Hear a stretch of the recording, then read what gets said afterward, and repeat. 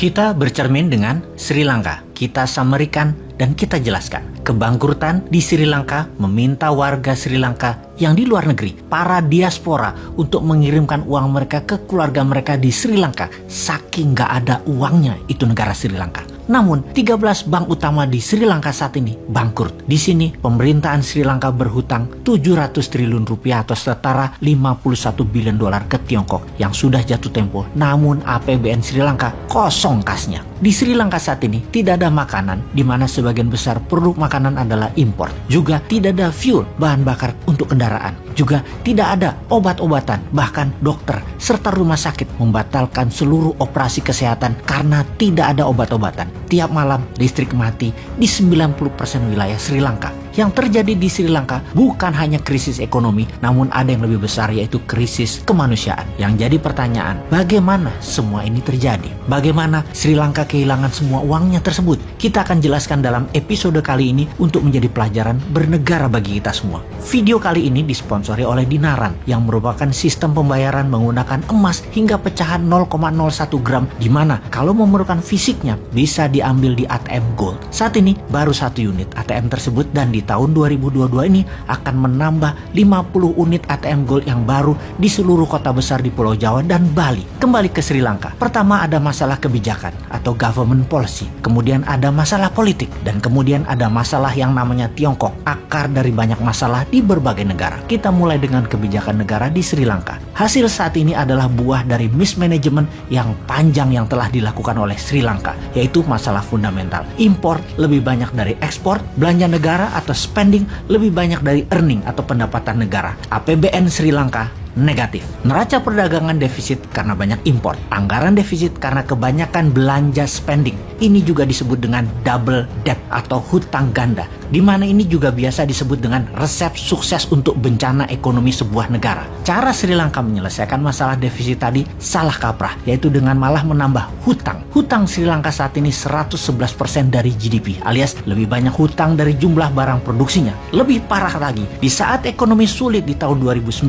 Gotabaya Rajapaksa yang terpilih jadi presiden di Sri Lanka waktu itu menjanjikan pemotongan pajak untuk menarik simpati masyarakat pada kampanyenya. Efek dari hal itu semua di tahun 2019, rating Sri Lanka menjadi negara pariah atau setengah negara gagal. Apa yang terjadi kemudian? Investor meninggalkan Sri Lanka besar-besaran. Lalu Gotabaya buat lagi blunder. Dia melarang pupuk kimia di Sri Lanka. Bukan untuk kesehatan, namun karena tidak ada dolar untuk membeli pupuk, dia bersandiwara, bernarasi untuk kesehatan. Tapi hal itu semua blunder, membuat petani gagal panen hingga menurunkan jumlah produksi beras hingga 50% turunnya. Sejak Juni 2021, Sri Lanka menjadi pengimpor beras. Di tengah kekacauan tersebut, sejak Juli 2021, di mana dukungan terkuat Rajapaksa adalah Sinhala Buddhist, atau kalau di Indonesia adalah gerakan keagamaan. Dan kemudian saat itu mulai goyang kepercayaannya karena Sinhala Buddhist mulai berbalik membela rakyat, tidak membela Rajapaksa. Ada lagi sebuah kebijakan yang blunder, di mana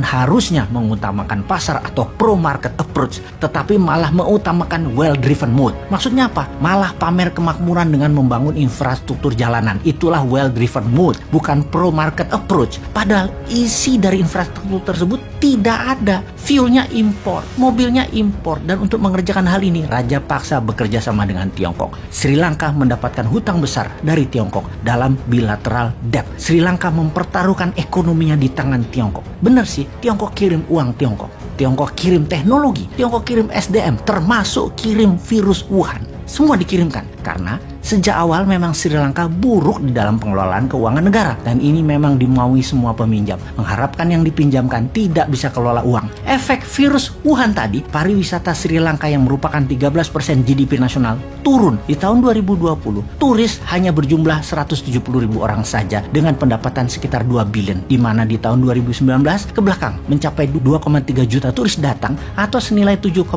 billion dolar. Agrikultur yang merupakan 8% GDP Sri Lanka turun turun hingga 4%. Kemudian cari utangan di mana India mengambil peluang tersebut untuk juga melakukan debt trap ke Sri Lanka, menambah beban negara Sri Lanka yang pada akhirnya raja paksa mendevaluasi rupiah Sri Lanka turun 32%. Dan ternyata bukan menambah kekuatan pasar namun membuat turun purchase power, daya beli kekuatan rakyat. Saat ini inflasi di Sri Lanka 30%. Artinya harga makanan sudah naik 30% dalam beberapa bulan ini saja. Harga kelapa misalnya hampir naik 80% dibandingkan tahun 2019.